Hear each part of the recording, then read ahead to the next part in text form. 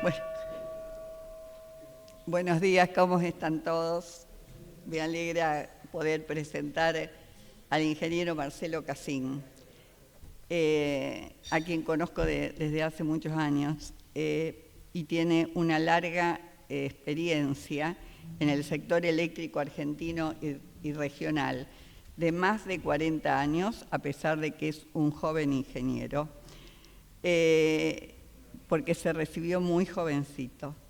Es ingeniero electricista de la Facultad de Ciencias Exactas e Ingeniería de la Universidad Nacional de Rosario. Luego hizo un posgrado en Administración en Mercado Eléctrico y Gas Natural en ITBA. Posteriormente hizo una diplomatura en Evaluación de Proyectos de Inversión Energética de la Universidad del Centro de Estudios Macroeconómicos de Argentina. Fue gerente general de la Empresa Provincial de Energía de la provincia de Santa Fe. Tuvo otros cargos como vicepresidente del Comité Argentino de la Comisión de Integración Energética Regional. Fue coordinador nacional del Grupo de Trabajo Operación de Sistemas Eléctricos. Entre el 2001 y 2023 fue vicepresidente de Sostenibilidad Financiera y Desarrollo Institucional de la Comisión de Integración Energética Regional. Fue presidente de la Comisión de Integración Energética entre el 23 y el 25. Fue vicepresidente de la Asociación de Distribuidores de la República Argentina. Y a su vez se ha desempeñado en el ámbito académico, de donde yo lo conozco mucho desde hace muchos años. Durante 22 años fue docente universitario en la Facultad de Ingeniería y sigue siéndolo, y también forma parte del Comité Académico de la Carrera de Especialización en Política y Gestión de las Infraestructuras, espacio que compartimos. Escribió muchos artículos, participó en muchos congresos, por ese motivo ha recibido premios y menciones. Así que hoy lo vamos a invitar para que nos hable de su especialidad y nos permita conocer en qué condiciones nos encontramos para hacer frente a las demandas que nos vienen en los próximos años. Marcelo, te invito a participar.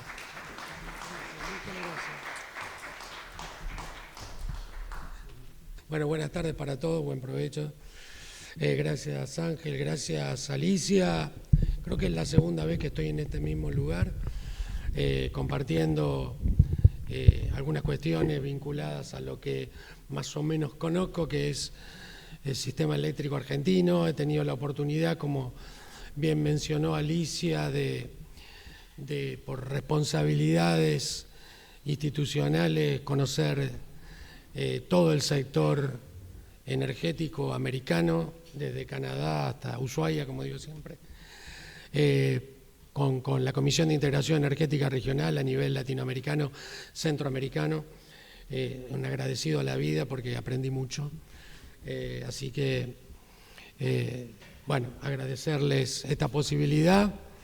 Lo que voy a hacer es compartir con ustedes, teniendo en cuenta mi formación. Yo soy ingeniero, como bien mencionó Alicia, y así formo a mis alumnos también, no en aspectos cualitativos, cuantitativos. Soy ingeniero, los números me gustan, y entonces no soy político, soy un técnico, pero estoy convencido de que la buena técnica viene de la mano de la buena política, y la buena política es la política de las evidencias.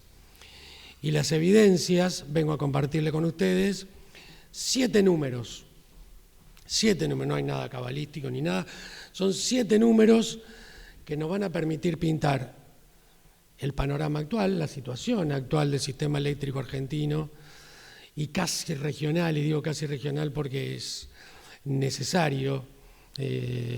Así pasa en Estados Unidos, con Canadá y con México, que estamos vinculados desde Canadá hasta Panamá, hoy en este momento, una línea de 400 kilovolt, une México con Guatemala y a partir de ahí, cuando terminen de hacer el cable submarino que va a unir Colombia con Panamá, es una vinculación eléctrica absoluta en las 3 Américas. Pero estos 7 números se van a enfocar fundamentalmente en Argentina. Voy a tratar de apelar a mi poder de síntesis, no es fácil, porque cuando Alicia me dice vamos a hablar de tecnología y yo le digo, bueno, agreguemos regulación. Si no hablamos de regulación, si no hablamos de procedimiento, de normativa, de política, y nos va a faltar una pata de una mesa que hoy requiere total y absoluta coherencia. El primer número que tengo para comentarles es en un contexto donde un sistema eléctrico tiene, lo comentaba recién en la mesa, hace 22 años le dije a los chicos, generación o producción de energía eléctrica, transporte, la transmisión, piensen que el Chocón está en el río Limay y del Limay, del Chocón a Ezeiza, que es donde está la estación transformadora más importante de Argentina, hay 1.200 kilómetros. ¿Sí? Hace falta transportar la energía eléctrica. Ahora, cuando llegué a Ezeiza o al centro de carga, tengo que adecuar los niveles de tensión y pasar a distribución. Entonces, hace 22 años para mí hubiera sido generación, transporte y distribución. Hoy cambié, no es hoy, pero no lo estoy inaugurando con ustedes, pero cambio eso y digo generación, transporte, distribución y demanda. Demanda. Cuando yo era chico la demanda era pasiva, una demanda boba. Mi casa era la heladera, el lavarropa y hasta ahí, para de contar. Bueno, hoy vamos a hablar de tecnología, hacer mención a algunas cuestiones que ayudan justamente, lo charlamos con Ángel, la electrónica, esto para cositas chiquitas. Hoy la electrónica hace que la demanda no sea una cuestión pasiva, boba, sea una cuestión activa. No se trata de generar más energía, se trata de gestionar la que efectivamente estamos consumiendo, con total y absoluta eficiencia, o por lo menos con los máximos niveles de eficiencia. ¿Sí? Entonces yo hablo de números. Argentina tiene instalado 44 gigavatios. 44 gigavatios son 44.000 megavatios. Rosario sola son 500 megavatios, para tener una magnitud. ¿Sí? Yo en mi casa son 2.000 vatios, Rosario son 500 megavatios, Argentina tiene instalados fuentes de generación, hidráulica, térmica, ya me voy a explayar un poquito más en eso, y renovables, por 44.000 megas. Recuérdenlo, porque el último número es la demanda. ¿Sí? Yo me spoileo, no importa. 44.000 megavatios para cubrir, ¿saben qué demanda? 30.000. ¿Cómo estamos? ¿Cómo les parece que estamos? Daría la sensación de que estamos holgados, que estamos bien. De los 44.000 megavatios, 26.000 son térmicos. Térmicos, si son de Rosario, la central Sorrento es una central térmica, tiene una turbina de vapor. Agarran el gas natural o el fuel oil, calientan agua, lo transforman en vapor, lo expanden en una turbina y la turbina tiene un eje solidario con un generador. Mágicamente, gracias a Nikola Tesla y a todos sus amigos, tenemos energía eléctrica disponible en una red. Bueno, pues bien, de 44.000, 26.000 son térmicos. Qué buena noticia, somos dueños de vaca muerta. Che, fantástico. Andamos, tenemos la vaca atada, como quien dice. De los 26.000 megavatios térmicos, 8.000 están indisponibles de manera crónica y permanente.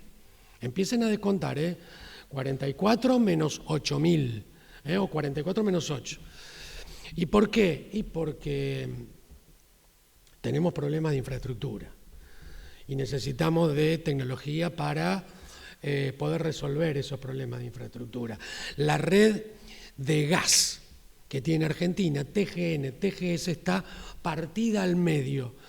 Yo que me gustan los números, le doy solo un ejemplo. Una turbina de vapor, una central térmica eficiente, necesita 1.600 kilocalorías hora para generar 1 kilovatio hora. ¿Sí? Hace 15 días, Argentina quemó carbón, donde para producir el mismo kilowatt hora, en lugar de usar 1.600 kilocalorías, usó casi 4.000. Pero Marcelo, ¿no somos dueños de Vaca Muerta? Sí, pero el gas está allá y hace falta infraestructura para llevarlo hasta los lugares donde efectivamente vamos a necesitar. En Tucumán hoy hay ciclos combinados de 1.700 kilocalorías fuera de servicio. ¿Por qué? Porque el declive de la producción de Bolivia ha hecho que esos generadores, ante la falta de infraestructura de transporte de gas que vincularía la red de TGS con la de TGN, tengo máquinas paradas, centrales térmicas paradas de mucha eficiencia. Entonces, paso del primer número, 44.000 megas, de esos 44.000, 26.000 son térmicos. Pareciera una buena noticia si veo que soy el dueño de Vaca Muerta, pero digo, de esos 26.000, 8.000 ya están indisponibles de manera crónica, obsolescencia, falta de combustible, mantenimientos, etcétera, etcétera, etcétera. ¿Qué me quedan? Y me quedan como 11.000 megavatios hidroeléctricos. Yacyretá, Salto Grande, Chocón, Piedra del Águila, Pichipiconlufú, Alicurá, la cuenca del Comahue, la cuenca del NEA. Che, esa es una muy buena noticia. Y sí, porque desde el punto de vista tecnológico, saben lo que es una central hidroeléctrica, es una gran batería. ¿Cómo una batería? Claro. Estoy almacenando energía eléctrica en forma de agua. Agua. Voy a usar ese agua para producir energía eléctrica y así volver mucho más gestionable el sistema argentino.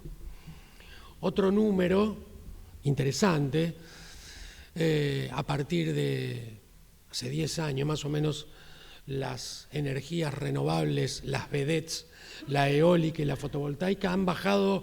Fotovoltaico cayó 80% el precio de lo que era el megavatio hora producido hace 10 años respecto de lo que tenemos hoy. Y hemos tenido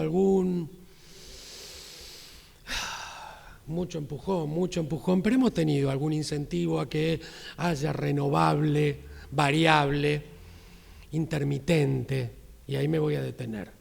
Renovable, variable, intermitente. Ahora veo, está soleado, pero cuando llegué estaba medio nublado. ¿Sí? Y eso me va a cambiar los niveles de producción. ¿Cuándo? ¿Cuando yo lo necesito? No. Cuando el clima o la meteorología así lo defina. Se para el viento, Patagonia tenemos 300.000 de potencial. Puedo producir 300.000 megavatios. Marcelo, 300.000 megavatios, para 30.000 de Argentina tengo 10 veces la producción que necesita Argentina. Sí, pero es viento. Es viento, y el viento está, en un momento sí, en un momento no.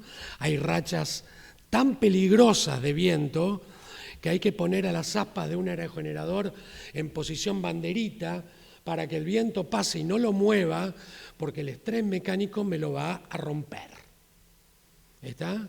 Entonces creo disponer de un montón de megavatios en renovable, variable, intermitente, que no lo tengo. Entonces necesito transformar a los sistemas eléctricos de potencia en sistemas flexibles. Y ahí es cuando empieza a jugar la tecnología un rol fundamental. Porque la primer flexibilidad la voy a tener ¿dónde? En la demanda. Todos ustedes, si viven en Rosario, hoy reciben una factura de la EPE, ¿sí? Donde viene el componente de energía y el componente del servicio que presta la EPE, que es el servicio de red. La EPE no genera energía, solamente la distribuye. Mi primo Juanito en Barcelona, un año le compra Iberdrola, un año le compra Unión Fenosa, un año le compra a otro productor, porque la regulación ha permitido que, valga la redundancia, la desregulación llegue al usuario final y yo pueda elegir a quién le voy a comprar en un mercado total y absolutamente competitivo. ¿Cómo puedo hacer eso hoy en Argentina? No se puede, porque necesito tener medidores inteligentes. y hoy los medidores no son inteligentes. Hay electrónicos, están los del disquito de aluminio dando vueltas. Eso nos pone en una situación de indefensión respecto de lo que yo necesito. ¿Saben por qué? Porque voy a recibir en el teléfono, a partir de las 18 horas, 18 a 23 es lo que tenemos el horario pico. Ojo, no es Alicia. El horario pico. ¿Saben qué pasa en ese horario? Para cubrir la energía voy a despachar las máquinas más caras. Entonces Juanito, en Barcelona, le dice a Nuri, mi prima, la señora, dice, che, no se te ocurra poner nada de 18 a 23 porque el precio de la energía es más alto. Entonces, la demanda juega un rol fundamental, gestionar la demanda a través de la tecnología. ¿Nos vamos a Uruguay? Hoy tienen algoritmos de inteligencia artificial leyendo mi medidor y ¿saben qué? ¿Saben cuándo? Los uruguayos no tienen gas, porque le hicimos hacer el gasoducto que va por el lecho del Río de la Plata, lo pagaron ellos y le cortamos el gas. Hay 0 molécula hoy cruzando el Río de la Plata. Son 100% eléctricos. ¿Saben cuándo uno se baña? Cuando ponen la pava eléctrica, cuando cocinan. ¿Por qué? Porque encuentran los patrones a partir de los cuales la demanda se está moviendo. Y eso es fundamental para planificar un sistema eléctrico de potencia. Vienen los autos eléctricos. En Argentina parece lejos, pero del otro lado del charco, hoy no hay taxi, no hay Uber que no sea eléctrico. ¿Y cómo los uruguayos pueden y nosotros no? A escala,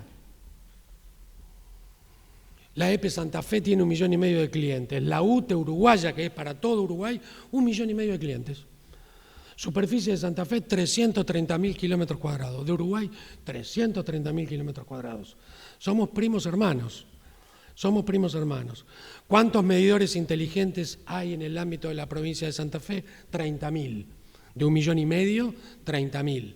¿Sí? Obviamente que me encargué, cuando me tocó, de que los grandes usuarios tengan telemedición inteligente. Explican el 50% de la facturación anual de un distribuidor.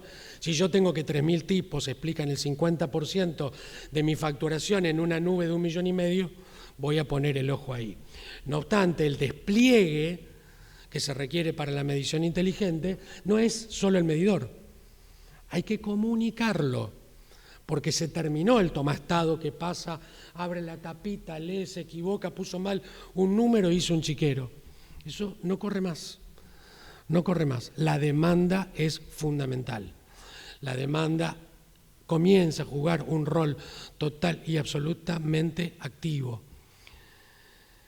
15 años sin... Yo le voy tirando números, vieron que ya, creo que dije mucho más de 7, pero yo tengo estructurada la charla en 7 números. 15 años sin que haya una expansión real del sistema de 500 kilovolt en Argentina, que es la columna vertebral del desarrollo. ¿Saben cuánta energía se produce en el Comahue? 5.000 megavatios. ¿Y cuánto se consume? 1.000.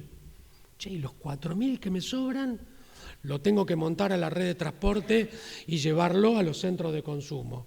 En Argentina, Capital Federal, Gran Buenos Aires, hasta Rosario, el sur del litoral, hasta Buenos Aires, hasta La Plata, ese es el centro de carga del sistema argentino de interconexión. 15 años sin expandir la red de transporte. ¿Sí? Ahí hace falta una inversión simplemente para seguir jugando con los números. ¿Qué les dije yo? Chocón A6 a 1.200 kilómetros. 4 líneas hay. Chocón A6 a 4 líneas de 1.200 kilómetros. ¿Ya? ¿Ya es tiempo? Ya termino. Piensen, ¿saben cuánto cuesta un kilómetro de línea? $1 millón. 1 kilómetro de línea de 500 kilovolt, $1 millón. Tengo 4 de 1.200 kilómetros. Empiecen a hacer las cuentas.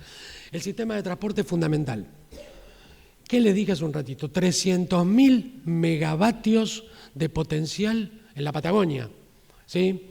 El mejor sol de Latinoamérica lo comparte el norte grande de Chile, la Puna argentina, el sur boliviano.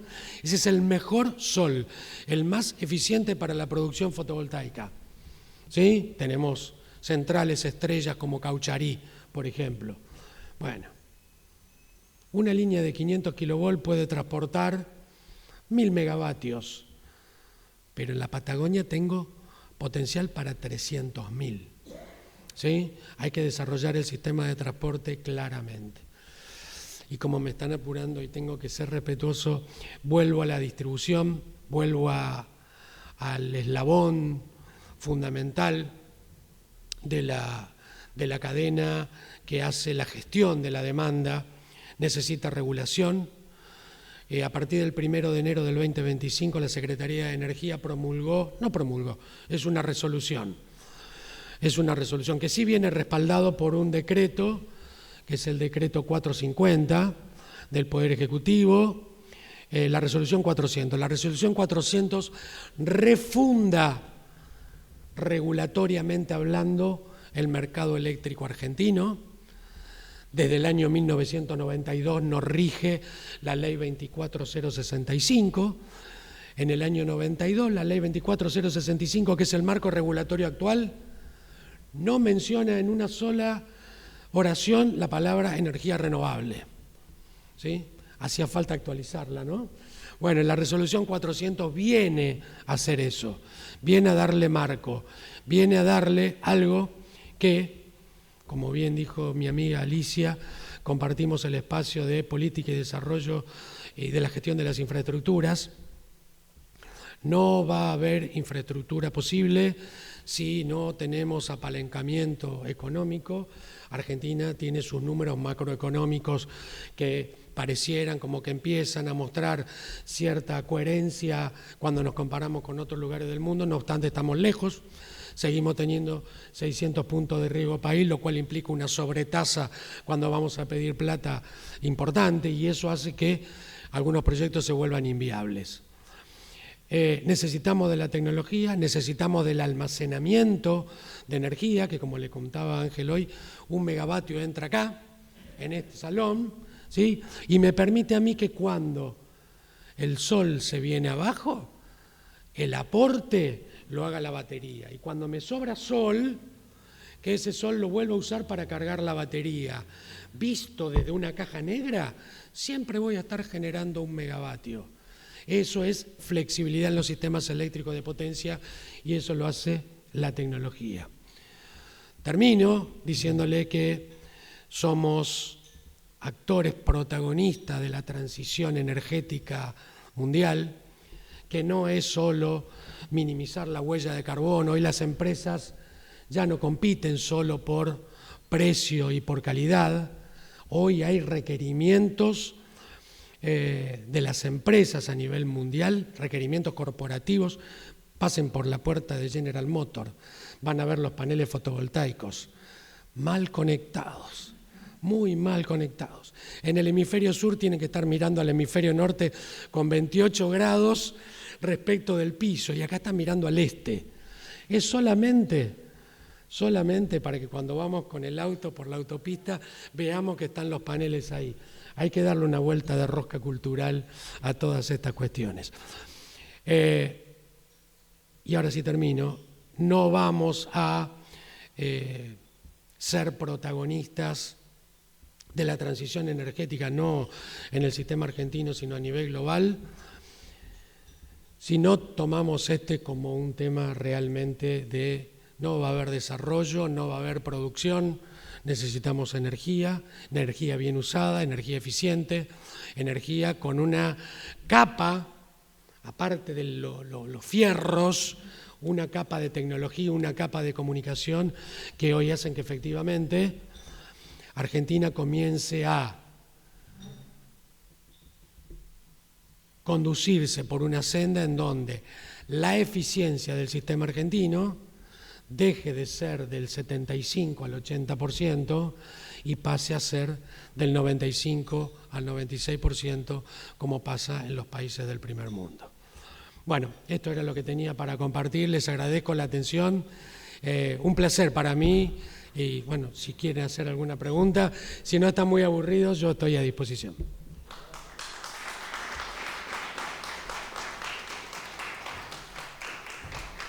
Es entendible lo que nos explicó con respecto a la energía solar, porque muchos tenemos hasta velas artísticas, ¿no?, que se manejan de esa manera. Pero con respecto a la energía eólica, la forma de guardar la misma, cómo perfeccionarla, ya que es muy importante. Y la segunda pregunta, ¿qué hay con respecto a la capacitación de la demanda, ya que está ejerciéndose un factor fundamental? Bueno, son muy buenas las dos preguntas. Tenemos encima tanta suerte que el factor de carga de nuestras centrales eólicas es muy alto. Esto quiere decir, si yo veo a plena potencia, multiplico la potencia del parque por las 8.760 horas que tiene un año, los parques eólicos en el mundo están en el orden de rendimiento, factores de carga del 20%. O sea, realmente lo que estoy usando de esa potencia y de las 8.760 horas del año son el 20%. En Argentina, los parques del sudeste de la provincia de Buenos Aires, no me estoy yendo a la Patagonia, Necochea, Quequén, Valle Hermoso, Bahía Blanca, tiene un factor de carga del 50%. Altísimo. La única forma de no perder esa energía es almacenándola. Argentina, durante la década del 80, a pesar de todos los problemas que tenemos, fuimos pioneros a nivel latinoamericano en poner en servicio una central hidroeléctrica de bombeo. Si alguna vez van para Córdoba, muy cerca de la central nuclear de Embalse Río Tercero, dice Camino a Cerro Pelado. Camino a Cerro Pelado lo lleva a un lugar donde hay una central que hace lo siguiente. El agua está acá arriba, reservorio superior, el agua abajo, reservorio inferior, que es el embalse del Río Tercero.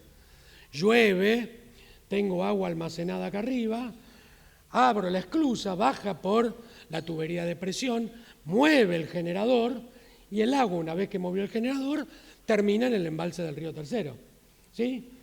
Y hasta ahí no hay nada raro, así funcionan todas las centrales hidroeléctricas del mundo. Pero en Argentina, la central de Río Grande, que tiene 4 máquinas de 150 megavatios cada una, hace que el generador se vuelva reversible. ¿Qué significa? Que yo durante la madrugada, cuando me sobra viento, lo puedo usar ¿para qué? Para el agua del embalse abajo, bombearla y llevarla nuevamente al embalse de arriba. De modo tal de que durante la madrugada, que la energía es más barata y me sobra, porque estamos todos durmiendo, la demanda es menor, aprovecho el excedente, lleno un embalse superior y lo voy a aprovechar ¿cuándo? Dentro de unas horas en el pico. En el pico de demanda, a las 18:23, tengo ahí mi pico. Che, ¿y cómo voy a cubrirlo? Una de las formas de cubrirlo, eficiente, porque ¿qué usé para llevar el agua del embalse inferior al embalse superior? La energía eólica que si no hubiera vertido, si no hubiera desaprovechado. ¿Está? O sea, esa es la primera pregunta. Y si no, almacenarla en baterías. Almacenarla en baterías. Tu segunda pregunta. Sí, eso es fundamental. Bueno, acá hay, no, yo normalmente me cuido con las palabras, no hago política, pero me voy a atrever a hacer simplemente un comentario y con el respeto, ¿no? Hay una batalla cultural en ese tema, porque si vos durante 25 años te acostumbraste a que la energía era regalada, por el tema de la política de subsidios, ¿sí? Cuando en Uruguay, yo tengo amigos en Uruguay, voy a veranear Uruguay y alquilás el departamento y el último día dice, te tomé los medidores, el estado del medidor cuando entraste y cuando te fuiste. 15 días, $100, una cosa loco. Bueno, eso, la falta de una señal que duela en el bolsillo a quien realmente está aprovechando la energía eléctrica, bueno, eso claramente te lleva al desperdicio. Sí, hay que tener mucho más foros de aprendizaje, porque yo lo hago con los chicos en la facultad. pero eso queda circunscripto a un núcleo ahí duro, muy capacitado, pero esto hay que abrirlo a todo el mundo. La energía cuesta muchísimo y es un driver de desarrollo, no en Argentina, a nivel mundial. Sin energía no vamos ni a la esquina. Razón por la cual, sí, hay mucho para trabajar, muchísimo para trabajar. No, por favor. Sí. Sí. La actual guerra, no vamos a dar referencias ni mucho menos en lo que hace digamos, a esta problemática nuestra, que aparentemente está claro explicada, nuestras falencias y nuestras posibilidades. ¿Tiene alguna implicancia? Sí, absolutamente. Absolutamente, porque yo le dije, por ahí tiré tantos números, que de los 44.000 megavatios, 26.000 son térmicos. ¿Qué quema una central térmica? Gas, fuel oil, gasoil, GLP, gas licuado de petróleo, o carbón mineral. No estoy incluyendo el uranio para las nucleares porque tienen otra problemática, pero también es una central térmica. Ahí lo único que hago es calentar agua usando un calentador distinto. Ese calentador es uranio. Es paradójico, porque tenemos reserva para 150 años en Vaca Muerta de gas natural. ¿Sí? Si yo tuviera infraestructura, casi que podría tener un desacoplamiento del mercado externo respecto del mercado interno por tener tanta disponibilidad de gas con Vaca Muerta. No estoy proponiendo ir al barril criollo ni nada de eso, porque eso distorsiona, ¿está? Pero si yo me independizo de una commodity que a nivel mundial pasó de $60 a 120, y claramente si el petróleo aumenta, los derivados del petróleo que yo necesito para generar energía eléctrica van a aumentar y eso va a impactar en las tarifas, claramente. Así que sí, efectivamente hay un impacto. Pregunta, la Argentina viene con una historia compleja. Un gran historiador que se llamaba Alperín Domí escribió Un país a un desierto. Otro político anterior, que fuera Sarmiento, hablaba de que éramos un federalismo de ciudades. Habría que pensar provincias que son autosuficientes, creo que son 4. De alguna manera, ¿tiene que estar la central de distribución solamente en Buenos Aires o habría que pensar en una descentralización en cuanto a la distribución, para ir pensando un país con un desarrollo más armónico? La energía no está en Buenos Aires, ¿eh? Lo que está en Buenos Aires es el consumo de energía, pero la producción de energía, el área GBA, bueno, es Capital Federal, es un área importadora de energía de todos los puntos del país. No, eso es una estación transformadora. Ahí, por una cuestión técnica, cuando vos transmitís a grandes distancias, conviene hacerlo a altas tensiones. Ahora, yo no puedo enchufar mi celular en un enchufe con 500.000 voltios, tengo que hacerlo con 220 voltios. Entonces la estación transformadora de Ezeiza lo que hace es, comienza a adecuar de 500, paso a 220 y a 132. Después tendré más eslabones, de 132 paso a 33 kilovoltios, 13,2 kilovoltios, hasta llegar a lo que llega a casa, ¿no? 220 y 380.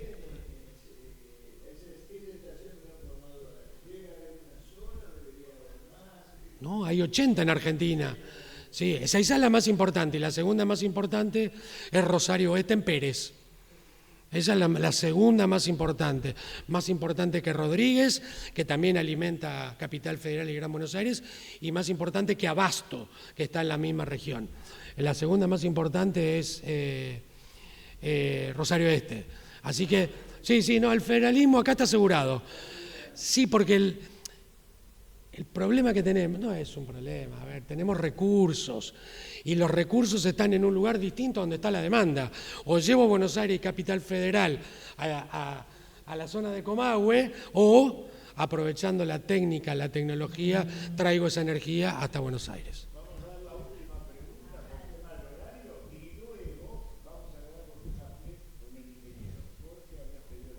Sí, es una consideración sobre el manejo de la demanda usando la tecnología. Es una experiencia que fue exitosa en Estados Unidos, en el estado de Georgia, es un estado caluroso que en épocas de verano hay una gran demanda de energía eléctrica por los aire acondicionados. Y entonces, ¿qué fue lo que hizo la compañía? A los grandes usuarios les sacó un promedio de su consumo normal y también pidió, digamos, que voluntariamente la gente se adhiera. Entonces, cada uno tenía su consumo normal y los días que habían picos de demanda y el costo marginal se disparaba y el costo de la energía subía, le informaban a cada usuario en ese día cuánto costaba la energía. De tal manera que si alguien podía reducir su consumo por debajo del promedio, le reintegraba ese precio alto de la energía y los incentivaba a consumir menos. Entonces, todos los que podían consumir menos, para aprovechar eso, reducían su consumo y los que consumían más de promedio sabían, digamos, que les iba a costar más y entonces se organizó la demanda a través de esa información y se redujo mucho en los momentos picos. Lo que yo digo es, a ver, ¿en Argentina podríamos hacer algo parecido? Sí, absolutamente. Con los grandes usuarios se hace. ¿Por qué? Porque ya está tecnológicamente todo adecuado para que reciban la señal de precio. En la factura de cada uno de nosotros vemos energía. Un gran usuario recibe energía en horas valle, de las 23 a las 6 de la mañana, horas restantes de las 6 de la mañana a las 6 de la tarde y el pico de 18 a 23. Entonces, los grandes usuarios restringen claramente, ya hay una señal económica para los grandes usuarios, de 18 a 23, ojo que la demanda es más cara, el precio es más caro, la energía. Entonces, se acomodan los procesos productivos, Asindar no va a tener el horno prendido entre las 18 y las 23. ¿Por qué? Bueno, porque el costo, el impacto que va a tener en su ecuación económica producir acero durante esas horas es mayor al que pueden hacerlo fuera de esos horarios. Lo que hay que hacer es extrapolar esto al cliente residencial, llevarlo al usuario final, pero para llevarlo al usuario final hay que disponer tecnológicamente de un medidor que resulte ser una interfaz adecuada para llevar el control. Sí, claro, con el celu, pero tu celu va a estar conectado a tu medidor. Tu celu está directamente conectado a tu medidor para que vos puedas verificar que efectivamente esto de que mi primo Juanito en Barcelona, Nuri, pone el lavarropa a la madrugada, llenan el valle, recortan el pico, llenan el valle, hacen un traslado de consumo de un momento donde la energía es cara al momento donde la energía es más barata. Esto de usar el viento de la madrugada o ventearlo o desaprovecharlo, usémoslo a la madrugada. Hay mucha experiencia, muchísima experiencia respecto de esto. Los franceses hicieron, alguna vez alguien fue a París y las panaderías francesas son espectaculares y quemaban leña, las panaderías. Entonces yo siempre digo, no hay que tenerle miedo a la palabra subsidio, siempre y cuando sea para un bien específico y con un principio y claramente una culminación. Entonces, se le dio plata a todos los panaderos de París para que salieran a comprar hornos eléctricos, que dejen de consumir leña porque prenden el horno a las 4 de la mañana para hacer la factura, dejen de consumir leña, pasen a hornos eléctricos, aprovechan el eólico que tienen del Mar del Norte, el eólico para producir energía eléctrica, sacando de acá, poniendo acá, bajando la curva de demanda. Es política de gestión de la demanda. Muchas gracias.